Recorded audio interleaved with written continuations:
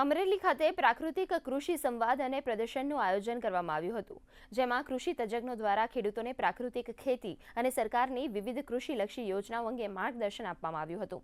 આ પ્રસંગે રાજ્યમંત્રી કૌશિક વેકરિયા, ધારાસભ્ય મહેશ કસવાલા, જિલ્લા પંચાયતના સદસ્યો, નગરપાલિકાના પ્રમુખ, ખેતીવાડી અધિકારીઓ, કૃષિ નિષ્ણાતો સહિત મોટી સંખ્યામાં પ્રગતિશીલ ખેડૂતો ઉપસ્થિત રહ્યા હતા.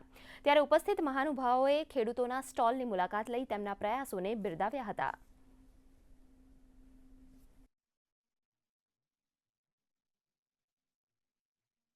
ખાસ કરીને દેશના યશસ્વી વડાપ્રધાન આદરણીય મોદી સાહેબની સરકારના કેન્દ્ર સરકારમાં જ્યારે 12 વર્ષ પૂરા થયા હોય એના ભાગરૂપે અલગ અલગ કાર્યક્રમો સરકાર દ્વારા ખૂબ સારી રીતે કરવામાં આવી રહ્યા છે.